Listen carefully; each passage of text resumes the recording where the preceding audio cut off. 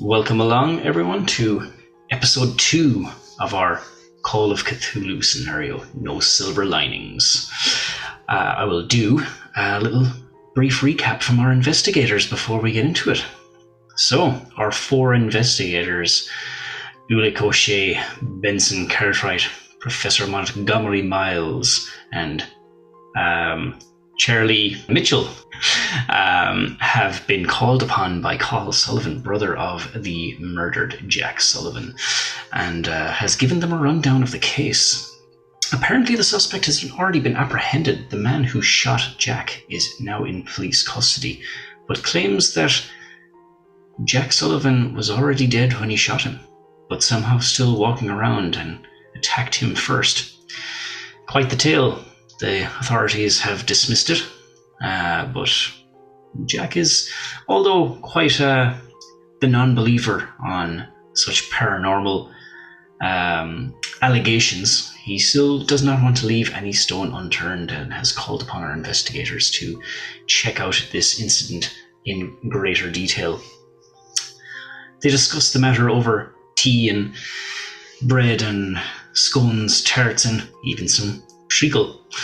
And it was then our investigators became more acquainted with one another, and our friend Charlie Mitchell tried to get a beat on Ulick the Thick, and I don't know, caught a glimpse of something that maybe he didn't really want to see, but he didn't seem to be too fazed by it. And our investigators have decided to split off into 2 groups for the preliminary part of the investigation. So we have Professor Montgomery Miles and Charlie Mitchell staking out the local library to glean any more information about the silver mines, the village in which Jack Sullivan's body was discovered. And Ulick and Benson are heading to the police barracks to glean any more information from the authorities on the matter.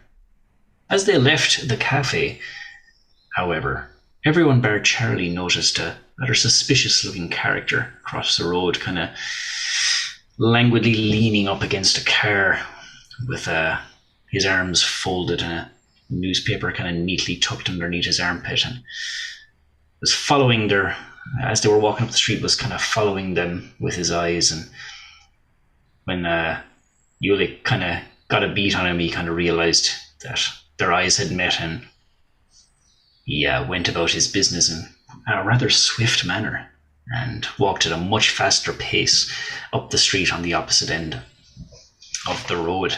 And that is where we left it. So what we're going to do is we're going to pick it up with Ulick and Benson Cartwright entering the police barracks. As you set foot in this old police barracks, you kind of get that old kind of musty, timbery smell. And when you enter the lobby, there's a kind of heavy set policeman behind the counter who kind of looks up from the ledger he is reading, and he kind of nods to Benson. He notices Benson first, and he says, how can I help? No, not you. Again, you stay out of here, O'Shea. Why? What now? Feckin' calls I do be getting about you. I'm on official business today, so I am. Are you now? I am. Did you run out of liquor? Did you? What? No, I didn't lick her. I gave her a kiss. He doesn't laugh. Hide it. He kind of his mouth twitches a little bit, and he goes, "What do you want?" I'm busy. I let this man do the talking. That'd be best, I think. Go on. Well, I don't. It's okay, we're here in a duo. Listen, we need to find Sergeant Henry Fitzgerald. He kind of, his back straightens a bit. Benson's locked eyes at him, giving it the, owning the room. He straightens up his back, and he takes his hands off the table and folds them. And what would ye lads want with the sergeant? It's not what we want with him, it's how we can help him. Oh, is that right? Do you have information on something, is it? We may do. Right. Unfortunately, with the goings-on in this town recently, we've come to pass that someone's been shot point blank with a shotgun. I've got information on the puka. He's got information on the puka. I know you do. I know all about you and your stories with the puka. Is it not common practice to completely exhaust all avenues of investigation before coming Are to... you sure you know? Are you sure? What was your name there, lad? Sorry. Benson Cartwright. Sir Benson Cartwright. Mr. Cartwright. Look, I don't know who you are now, and I'm sure you mean well, but we have this whole case all under wraps. We're under control here now with that, and we don't need... Do you know, look, you're not the first lads to come in with information about this, and look, it's always stuff we already know. And it is a fairly open and closed case, lads. We have the lad that shot. He admits to shooting him, for feck's sake. So what... Can you tell me that? Well, he says he was dead. He was already dead when he shot him. That sounds like a puka to me. Something doesn't add up here to me. If you've had loads of people coming in with information, does that not smell a bit treacly? Well, I'll be happy to take any information you have, and I'll pass it on to Sir. He's a very busy man, lads. Very busy man. Maybe very busy, but we're busy as well. Right. He can make time for us. 5 minutes is all we need. Well, if you could tell me the nature of the information you have, I might be able to do something for you. Puka. It may be the puka. We don't know that yet. Be quiet, Ulrich. Ulick. Shh. Puka. Listen, when can we see the sergeant? When will he be free? I don't mind making time for him if he can make time for us. There's an old kind of grandfather clock across the lobby from where you stand, and he kind of looks over your shoulder. Jesus, lads, he could be a good start now. I'd say come back now at 5 o'clock. It's 1 o'clock at this point. But you could, if you would like to roll, either a... Headshot. Well, I think you're trying to persuade him, so I'll ask for a persuasion roll. 30. Ooh. Sir, can anyone do a help action in Call of Cthulhu? Do you have any points put into persuade? He does not. Then you cannot. Oh, good to know. Where's our Baptiste's 40 million in charisma? Nope. The pop. Yeah, he's, as I said, lads, he's quite a busy man. You might be able to get him this evening. But I'll tell you what, and he kind of has a kind of a wry smile on his face. He goes, I'll tell him you called, especially you, Ulick. I'll tell him you called. You know what? I don't tell him I called. Tell him that fella there, Benson Cartwright, called. I just came in the same time as him to talk to you about puka. Right, yeah. Okay, lads. Okay. Trust me, our intentions are only to aid your investigations. Anything that will come of it is solely yours. Very well, very well. Well, good afternoon to you, lads. We will be at the library, and between now and 4. You said 5. Tell him 4. I'll do my best for you, lads. That's all we ask. And he lessens the tension on his back, and he kind of leans back into his ledger, and you can kind of tell he's pretending to read it now. He's just that's his way of saying this conversation is over, lads. Before Ulick walks out, he'll kind of stick his head back around the door and he goes, I know where you'll get your sandwiches. And he's gone. Can I ask the two of you to make a group luck roll? So how that works is whoever has the lowest luck will roll. 55. 55? I've got 37. Yeah, so. Extreme success! Wow. 6 out of 37. Very nice. Very nice indeed. 50 out of 55. 2 successes. As you turn, it's only the one. So for a group luck roll, it's only the person with the lowest luck rolls. Oh, sorry. Yeah, no worries, no worries. We're still proud of you, Dean. This is how we learn. 10 out of 10. As you turn, you like to say, "I know where you get your sandwiches." Before you can turn your head back, you bump into someone, and it is none other than Sergeant Henry Fitzgerald. You just bump into him. He was coming out of the room, and you bump into him, and he says, "Would you?" Oh, it's you. Oh, Shay. Sorry, boss. While they bump into each other, I just turn back to the clerk, like, stare at him. You know, like that. Over at the library, then, the professor and Charlie walk in, and you see that it is quite. There's not many people in there this afternoon. It is a Wednesday afternoon, so it's kind of not really peak hours for the library at the moment. We do see a lady working behind the front counter, and she looks up as you gentlemen enter, and doesn't recognize either of you, so kind of has a slight smile, a warm smile to her welcome, and doesn't say anything, just acknowledges you gentlemen enter the building. And Charlie. sorry, just before we do that, can I just ask if, so I'm kind of semi-local, could I describe, or as we're walking up, can I be telling Montgomery what I would know of the silver mines area? So what would be kind of like general common knowledge?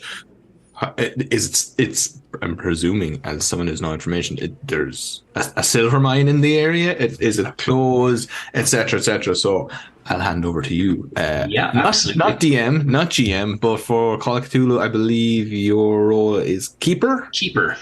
Excellent. Indeed. Keeper Mark.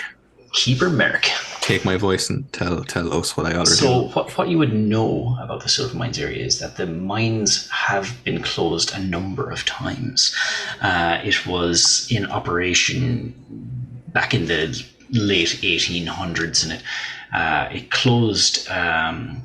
It seemed to be a kind of a resource thing, that the resources were depleted. You're not really au fait with the ins and outs and the details surrounding that. You would also know that it reopened briefly for 2 years. You think in around 1915-ish, thereabouts, but it closed abruptly once again. It's a small village. It's literally a crossroads, and a couple of pubs, a church, a school. It used to be a very significant amount of mining done back in the day. But the mines have been open for a very long time, decades, longer even. But that would be the general kind of history of the mining town that you'd know. And the mines are, as I said, they were open in roughly around 1915 for a couple of years. They closed abruptly, and now they are closed. They have been since closed. And presumably for a town that's called Silver Mines and is a of crossroads course. Yeah, beside the mine, the town is probably like not doing great off the back of that. A lot of people, particularly more so back in the late 1800s, would have been kind of put out of work because they had closed kind of suddenly. They were a pretty big resource for not just silver, but for copper, zinc, that kind of thing. Great. And now, as you've already said that the lady doesn't recognize us, I'm going to stick my neck out here and say that Charlie is an antiquarian, big into books, etc., etc. Could I do a roll to see perhaps I have been to the library before? Maybe, I imagine there's not a huge amount of books rolling around in small town Ireland. Fair enough. We can say that maybe you've been there before. Yeah, it would make sense then. Yeah. Excellent. But she still doesn't recognize you. Maybe she's new. Maybe she just doesn't realize straight away. That's okay. Anyway, sorry. Yeah, no problem at all. Montgomery was just about to say something. Charlie, Ash, this would be somewhat of a place that you've been, as we've discussed on the way here. Maybe you'd be better off taking the lead on this fine young lady, and I might just watch to make sure that I'm very curious of the mind. It's something I focus on quite a bit, and I'd like to see if I can work out whether this young lady might know more than we are being told. Absolutely, sounds a splendid idea. I'll have a chat. Hello, how do you do? Oh yes, how do you do? Good, fantastic. Thank you very much. Lovely day today. Charles Mitchell's Charlie. My name. I'm from the Abbey out the road in Temple Moor. I've been in here a couple of times and just wanted to do a bit of research. We've been asked by a friend to look into the mines in silver mines. Just want any information you might have here about the mines themselves, the history of the mine, that kind of thing. Could you point in the direction, as it were?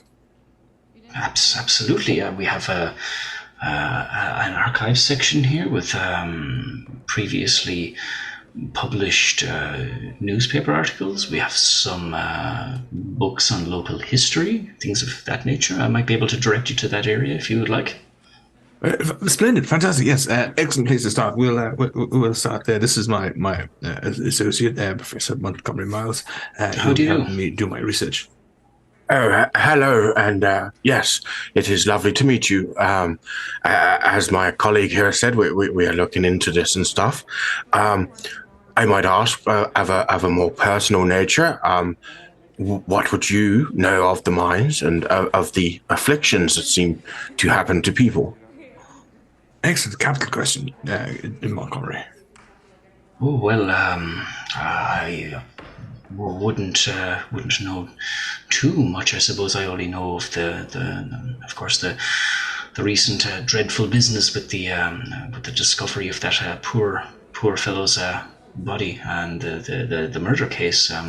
But all I know is really what has been written in the papers. I do know there's a few, and she kind of looks around and quietens her voice again. A few nasty rumors going around, but that's kind of what happens with, local hearsay and things of that nature when such tragedies occur, Small town talk, of course, yes, just understandable. If you actually have papers and records and whatnot of that incident, I know it's quite recently, but I don't know if you've them archived or stored already. We might have a look at those as well, just comprehensive, you understand. Absolutely. Because you two have been so polite and she is willing to help, I will ask you both to make a library use skill check with a bonus die. Oh, what's a bonus die? So you roll a D100 and you roll the 10 die twice and you take the lower result. I think because we're playing on roll 20, if you roll it, there's a little option for bonus / penalty. If you just click that, you just click bonus die. So we click the library use icon. Yeah, and it'll roll, and then you click bonus. Okay. Oh yes, bonus. Mash that bonus button, lad. Wow. Yeah, it didn't work out well. So what did you get? An 86 over 40 as your regular thing. So you rolled an 86 and a 56. So the 5 is okay. So out of 40, both are still a failure, but I will be asking Charlie to do the same, please. Okay, here we go. I got a 50 on my library use, so I need to roll a 50 or lower. Yes, correct. Okay, here we go. And you get your bonus die with that as well.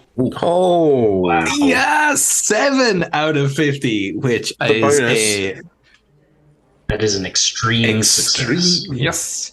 Is there an option for him to roll again with that bonus to see if he gets a critical success? Well, you can't because you already rolled the 10s. But so he'd already roll either a 17, 27, 37. You can't get any lower than a 0. So that's the best you can roll. Now, I'm not going to take the pleasure of rolling another die away from you. If you want to, you absolutely can. That's okay. I'm happy with my 7. Before we head into looking at the books and she's helping us with that, Monty's just going to kind of lean on the counter a little bit that she's sitting behind and just You say there were some rumors. I'm always interested in rumors to see what people think of them. Oh, it would be very, very untoward of me to dole out hearsay, as it were. It wouldn't be very, very pleasant now, would it? Is she saying that because she does believe it's unpleasant to speak in that way, or because she knows maybe more than she's letting on?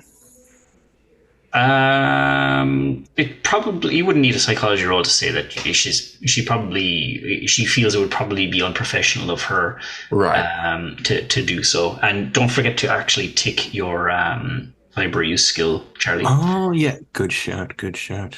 But if you'd like to work in some charm, I'm sure that might. Yeah, my charm's not great. No harm in trying. No, I'll leave it at that, and Okay, I'll come from a different angle later on. Cool. So, unfortunately, Professor Miles, you don't have much luck in regarding. You sift through a whole bunch of old newspapers and published articles on the history of the village, but nothing really turns up for you. But Charlie, you're really more interested in the newspapers, and I'm going to ask you to read out to everyone handout number 1. What you find is a newspaper from The Guardian. This is dated Saturday, August 22nd, 1874. Okay, the Guardian News, 169th year, price 1 penny. Mines in the Silversmith Mountains cease operation.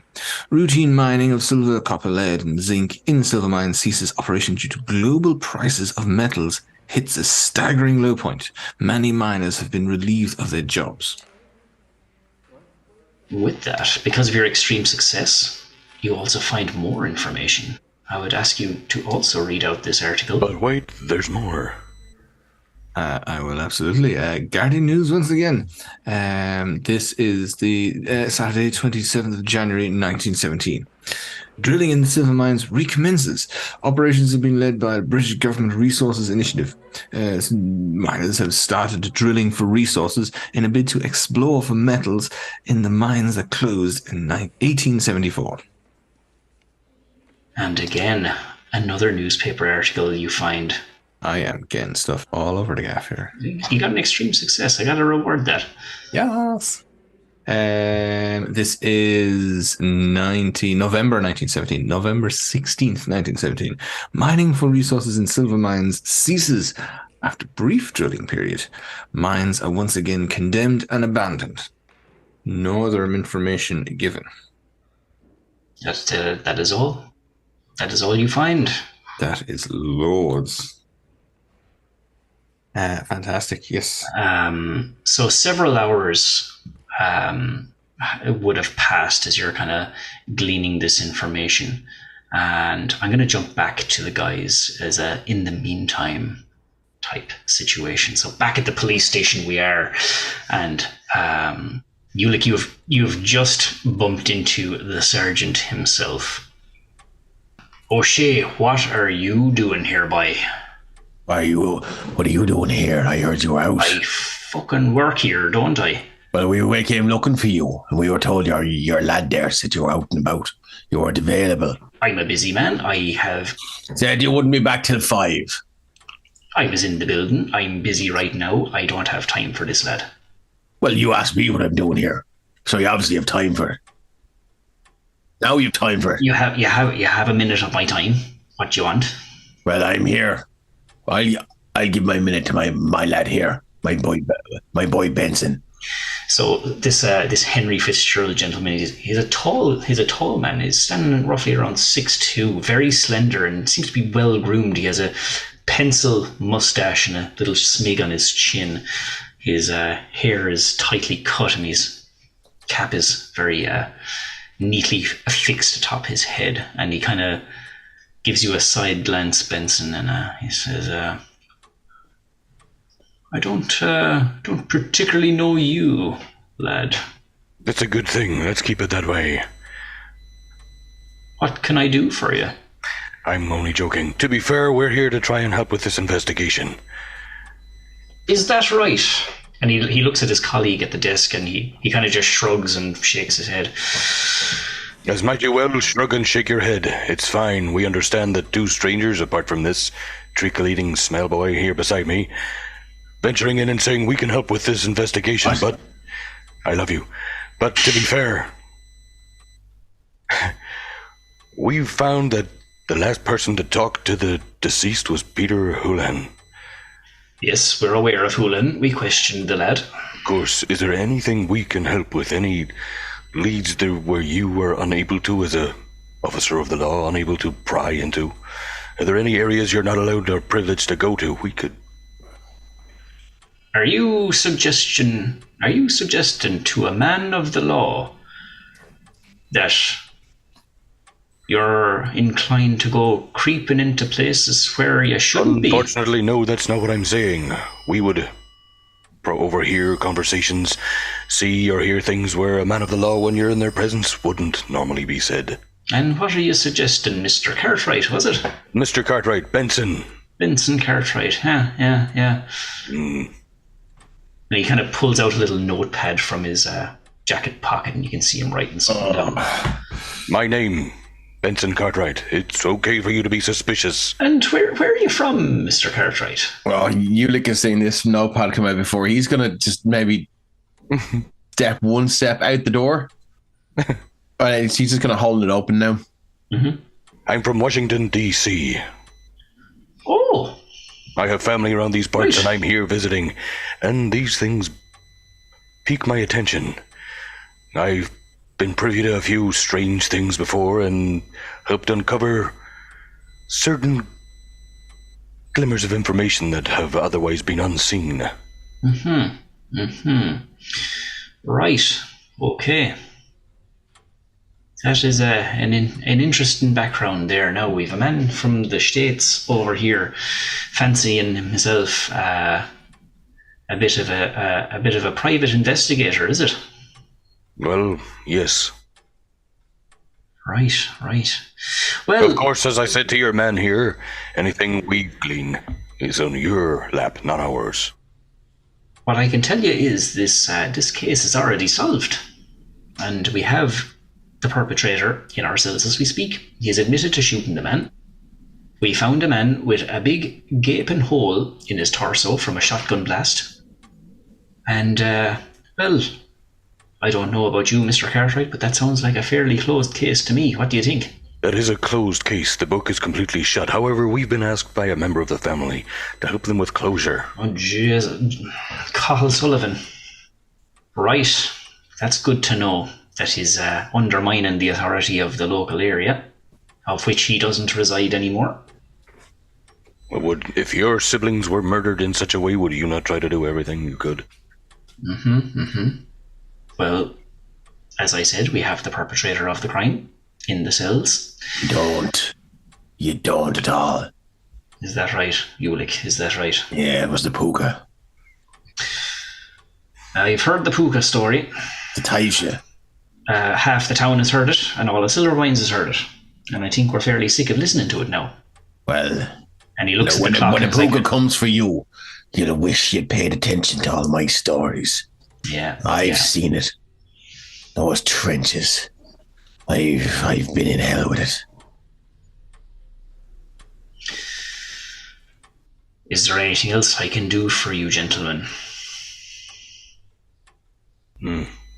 Well, you're not going to be any way forthcoming with helping us help you in any way, so I bet you get to.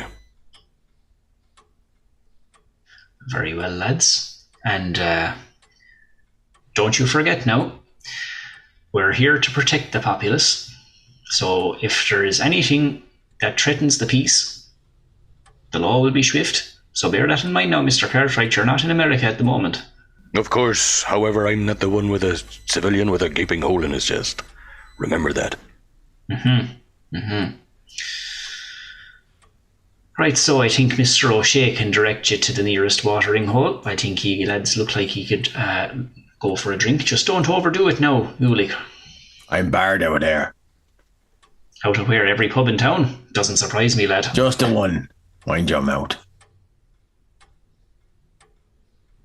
Go on away with you, boys. Ulick, We'll be going for a scoop. What do you think, Benson? well, yes, I'm on board with that. All right. I mean, it's better be Yeah, better right. than this swill we're downing here. Luckily, the sergeant has been walked away and is out of earshot when that is said. And as you descend the steps of the Garda barracks toward the nearest watering hole, back at the library, Charlie, you have stumbled across a significant amount of information. Indeed. And I find my associate, Monty. And I tell him all about it. So given the dates here, it was August 1974. The mines ceased operation. Seems fairly standard stuff, low price of metals, what have you. The British government seemed to stand in almost 40 years later. January 1917, they reopened the mines, again, presumably hoping to find something worth mining, I suppose. However, this is where it gets unusual. In a mere months later, November 1979, they closed the mine again, very swiftly, it seems. No real interest or information as to how or why that happened. So I'm wondering if there was some sort of, dare I say, something mysterious, or something uncovered within the mine that they were afraid of. Perhaps. I wonder if this is what we're looking for. Do you think this could be something of the occult? Not in and of itself, but if we find this information about this chap, I suppose we now have to go and talk to this Peter Houlihan and see if he has any more information. I mean, the fact that this is taking place in the area, the mines are the bigger thing. I think it's probably worth a look into it at the very least. And maybe see if there was any more. If there's any more lines between these events and what has happened here. If perhaps Jack was working in the mines, or Peter, or something like that, it could be that there was some chemical uncovered that has affected. I don't know if it's necessarily a cult yet, but there could be some connection. Yes. Would you know much of the mining community? Would there be such practices as the canary in the cage and this sort of thing to disarm against possible fumes and stuff?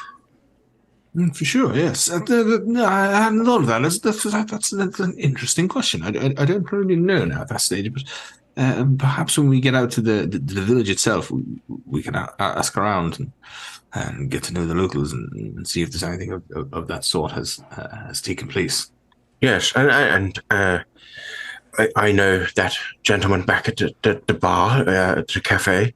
He seemed to be a bit of a scat mind, but maybe there is something regarding a puka or this that could possibly even be a possibility.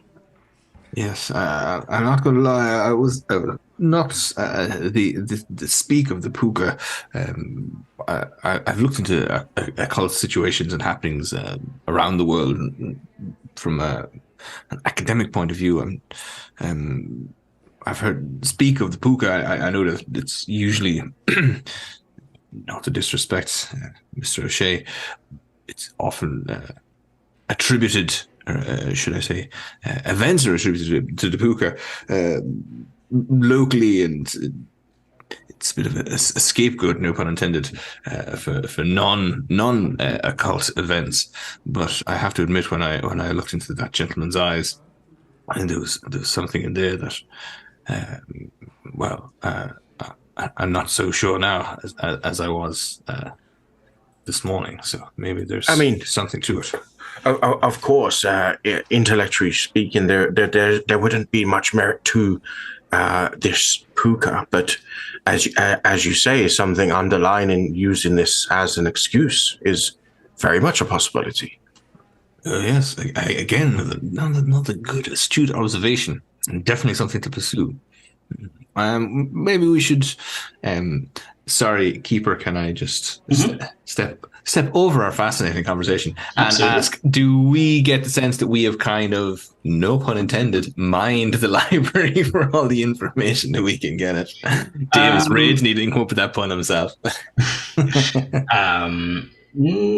There's like, it's kind of closing in on evening time, but there's still kind of other bits and pieces that you haven't sifted through yet. There was one thing actually I was going to look towards, possibly.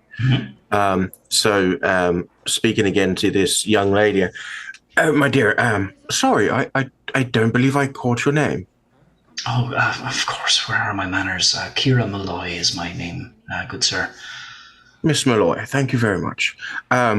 Yes, I was wondering to what extent in this fine establishment you would have maybe of, there's no easy way to put this, but of the undead and such like. You see her kind of make this kind of grimacy face for like a second, like a split second. She's like, the undead, pardon me, is in like a... Oh, sorry, I apologize. So, I mean, like the studies of afterlife and of things supposed to have been dead but have come back around. I speak mainly towards the Egyptians who believed that once the soul left the body, it could return at a later date. That kind of thing. Oh,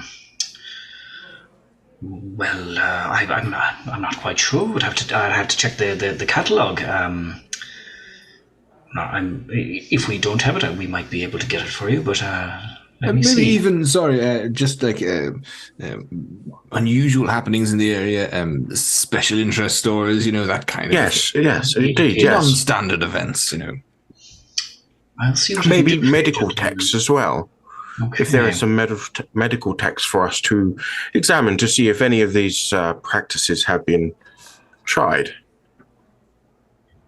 I'll see what I can do for you, gentlemen. You have to bear with me for a few moments as I look through the catalogue. Of course. She steps away from the desk for a moment. Could I ask you both to make a spot hidden check? I was actually about to ask that, so that's cool. The rest of the guys all got bonuses on their spot hidden from the first time when they succeeded. Isn't that right? I failed when we came out of the cafe. We yelled. Oh yeah, but you don't upgrade those skills until the end of the. It was only Ulick that got that bonus as well because he got the extreme success, I believe. Oh, okay. Well, let's see what I can do. I failed with a 41 versus 25. I got 82 55. So you guys don't really. You're not looking out for anything. You kind of resume your conversation as Miss Malloy goes to tend to the catalogues. Hang on a sec. That's 16 for me. I'm just trying to work out the math quickly. Sorry. So 5 to 30. You thinking of burning some luck? 16. Yeah, I'm going to burn some luck. Yeah. 16 points of luck. You only live once. Yeah, why not? Yeah, okay. Let's do that. Okay. So, yeah, that's you can put a tick next to spot hidden if you haven't already. And as Miss Malloy steps away from the desk, Charlie begins to kind of resume the conversation, but you kind of like turn around, and you've been sitting down for a long time, so you kind of turn and kind of stretch a bit, and as you do, you just see a figure behind one of the bookshelves. It just catches your eye, and they just kind of sink back behind the bookshelf, but you can't help but notice him wearing a tweed jacket and has a bit of a scruffy beard on him. Okay, so I'm going to try and Depending on how the library's set up, I would like to try and intercept him by going around behind him. Okay, I would like to ask you for a stealth check. Oh, shit. Yeah, this game is designed to show my worst possible trait, which is I roll terribly badly. Correct. But in D&D, you always roll low, so this might be a good thing for Call of Cthulhu. Oh, that's true. Except I've been failing every one so far. Right, let's go. So stealth check, right? Here we go. Oh my god. That is a 90 over 20, by the way. It's yourself. How does that even happen? Because it's me. I failed. Knocks over all the bookshelves as he tries to... On top of the guy. So you try and sneak behind the bookshelf to kind of intercept the person. But they kind of see you through the slits in the bookcase, and they kind of make their other way out. And as they do, they kind of just notice that Charlie is at the desk and kind of stops and you think ponders for a moment, looks at the exit, looks at Charlie, and he just puts up his hands. He's like, "All right, lads. All right, okay. I am obviously not much of a sleuth as I thought I was. You spotted me there at the cafe, and you spotted me here. You have me. Come here. Look, I'm sorry." Charlie hasn't spotted anybody at any stage. he doesn't know that. He doesn't know that. Not a fucking clue. Look, I'm sorry. Maybe I approached this in the wrong way, but where are my manners? Sean Doyle, I'm with the Guardian News. How are you keeping, lads? I couldn't help but notice you were talking to Mr. Sullivan there in the cafe. I saw he put out an ad for people for help, and well, when I saw him there meeting with a few folks, I thought you lads might be some specialists in this. And looking at Professor Miles, you look like a lad now who knows a thing or two about a thing or two. Yes, I am, but it seems I'm not the most... He's already taken this leather notebook out of his pocket and ready, and a pen. He's like, "Come here, lads, what can you tell me? What's going on? I hear that the police don't have this thing under wraps. What do you think, lads?"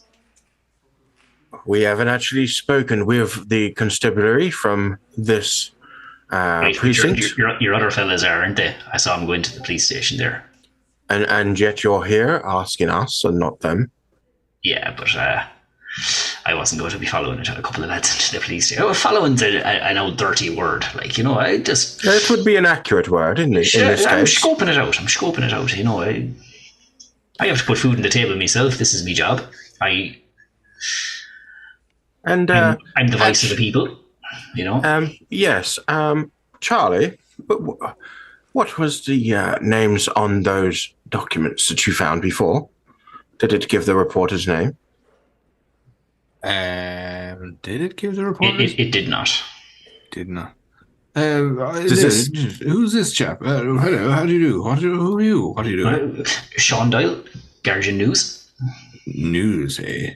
Yeah, What's your business here? Well, my business is information. Interesting. I think we might be able to help each other. What do you think? Well, it depends. What do you know? Well, look, I don't know a lot. That's why I'm kind of coming to you, lads. But I probably know some things that you mightn't know. Right, sir. Come on, don't stand there with your mouth open. Tell us what you're talking about. Well, I now look, information's like currency. I have to stand to know that I'm going to get a little bit of reciprocation here. Well, I'm afraid you might be barking up the wrong tree in that regard. We're not here to spread rumours, dox the media or anything like that. Here, I'm only after the truth, lads. Well, regardless of sure, we were having conversations with somebody, and that's a private conversation. The understanding is that we keep that information private, and we don't go blabbing to the press and betraying that confidence. So I'm afraid you're backing up the wrong tree, Mr. Doyle. You leave straight away. That's a darn shame. No. Well, look, I'm not going to press the matter, lads, but I'll tell you this: if at any time you change your minds, and look, you won't hear from me again. I'll obviously looking to glean a bit of information, but look, if I'm barking up the wrong tree, I won't waste any more of my time nor yours. So look and he'll give you a little card with an address on it. It's an address in Nina. Because if you change your minds, you know where to find me. I'll be happy to lend a listening ear, and I'll be happy to share any information I have. Well, I tell you what. You would like us to share some information so that you can, sell your fish paper, and that's fair enough. But how about you give us something now, and then if it turns out to be true, then we know that you might be a source that we could use. I would like you to make a hard persuasion check. A bum check. The Never. very man. Yeah, this ain't gonna go well. Yeah, 72 versus 10. Well, that's the same as me going to you, lads. Can you loan me 50 quid and I'll pay it back to you when I can. And you never see me again. Oh, so you believe your information to be that valuable, do you? Oh, information is king. Information is king. So look at lads, you know where to find me if you want to do a bit of trade. Charlie will take the card off him, but he will loudly exclaim, "This is scandalous. We're not dealing with you, the press. This is a private matter. We're not going to be spreading our word or our thoughts around the place. So go on, get out of here." You're in a library, my good man. You wouldn't want to be raising your voice like that. People trying to read. No need to get animated about it. I'll take my leave. No problem at all. No problem at all. Good day to you, gents. Well, that was rather strange, wasn't it? Steps out the door and lights a cigarette and kind of looks back at you one last time and walks on briskly. Sorry, Ryan, to interrupt. No, I was just saying that was a rather strange interaction. You know that gentleman was following us from the cafe, right? I hadn't picked up on that piece of information. However, I thought it might be prudent that if our employer was to hear from the locals that we were talking to the press, he might be too unimpressed. However, I think maybe if we do feel like talking to them at some stage, we could maybe, call by on a more private matter. Oh yes, absolutely. I mean, you handled that most gallantly. Well, let's continue our research, shall we? Is the what you call her? She's still. So she comes back. What you call her? Kira Malloy, the library. Kira Malloy. She comes back a couple of minutes later, and she says, "Well, I'm afraid we don't have too much in relation to the topic you mentioned, but here's a one or two resources you might be able to use. I'm not sure how helpful it will be." And she allows you to check out two books. One is kind of on old kind of Irish kind of pagan ritualism and all that kind of occultish kind of stuff that dates back a long time. And another book is kind of you were asking about medical and kind of yeah, like a medical journal kind of thing. Yeah, less occultish, more science like, and you're handed a book on kind of like strange afflictions and diseases and the likes. Awesome. So you're handed those two books, and she allows you to check them out. Thank you very much, my dear. I will make sure to bring these back to you as soon as we've made our notes and stuff. Thank you very much. Happy to be of help, sirs. If there's anything else, you can just let me know. Thank you very much. And Charlie will make some comments. Terrible stuff about this press. They're trying to publish silly, terrible information, shocking things. Well, can't be avoided sometimes that a particular reporter is quite eager, quite well known around the town. Indeed, well, you won't hear anything from us anyway. Thank you very much for your help, and we'll see you soon. I'll be back for a few good books at some stage. Thank you very much, sirs, and I look forward to seeing you. Just as an extra note, if anyone else does happen to come in and queries kind of the same things as what we have, I would appreciate it if you could have word sent of who may be looking into this as well, please. Oh, I'm not sure if that would be a breach of confidentiality, sir. But if anything does come to mind upon your return, perhaps I might.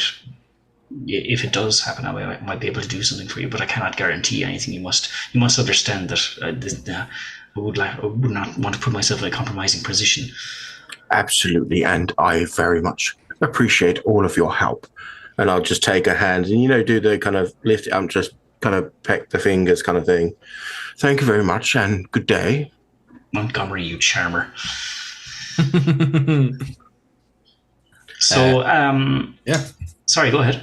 No, I was going to say, yeah, I think that's us. We're going to grab our books. With the library use, usually a number of hours pass when you use that skill, and I imagine the encounter in the police station didn't take longer than 20 minutes, so the two bios probably headed for a few scoops.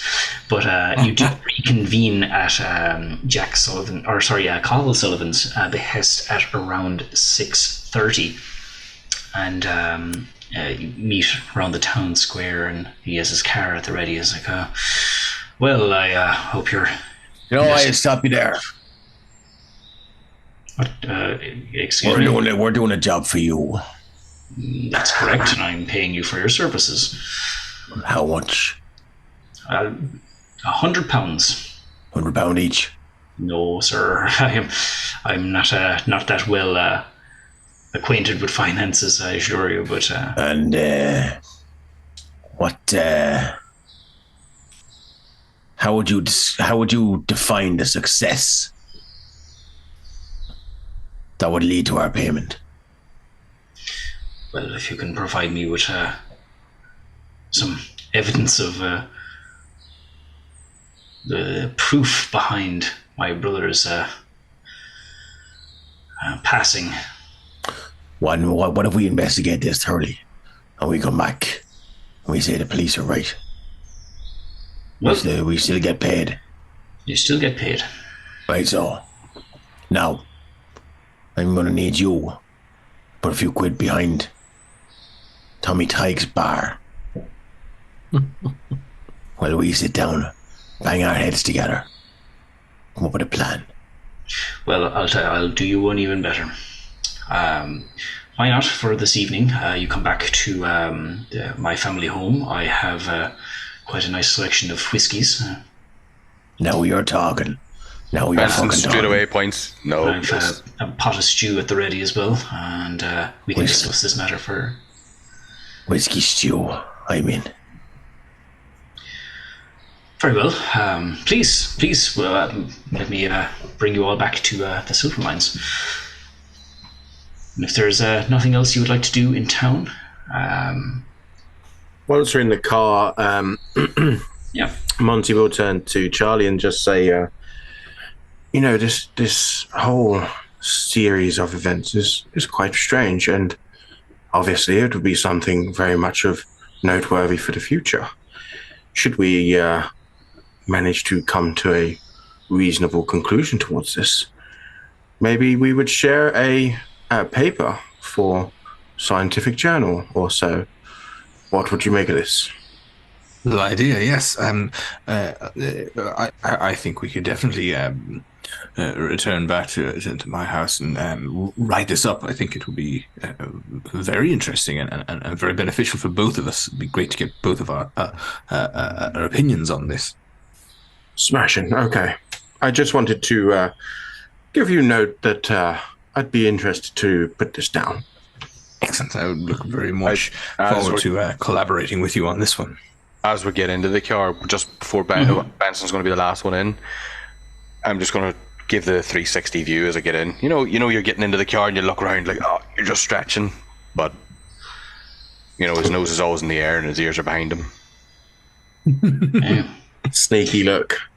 And as the car trip. It's not a very long trip whatsoever. It's, as I said, it's only 5 miles outside Nina is the village of the silver mines. Although cars aren't really known for their excessive speed back in 1919, but it doesn't take very long at all. As you come into the village, however, it's dark. As I said, it's 7 o'clock, 7:30ish. It's October, it's dark. It's cold as well. It's a cold October night, and the village is kind of lit only by the faint flickering of the odd gaslight in the window of the small houses that make up the community of the silver mines. And just beyond the moonlight, hovering over the village, is the mountains that harbour the mines. You can see trees kind of dotted up along the mountain trail, but for all intents and purposes, the stone face, the jaggedy stone face of the cliff or the mountains is very much looming over the village. Can I ask everyone, bar Ulick, to make a power roll, a willpower roll, as you enter the village? Where's that? I don't know if that bodes well for me or bad for me. Is that the sanity one? No, it just says it should be POW on your sheet. It's 2 over, 2 to the left of sanity, luck, and then power is there, I think. Oh, there, yes. Power. Third line, second. Jesus. Charlie just rolled a 99. 99. I've got 60 power and I rolled 90. So close. 9. Wow. 7. God damn it. For the recording, I got 67 of 70. Okay, that's So I a success. passed. How was it? 20. Charlie got 99 for 60. That's almost a critical fail, isn't it? That's a fumble. 96 or higher. Oh, sorry, no, because it's 60. If it's 50 or less, 96 or higher is a fumble.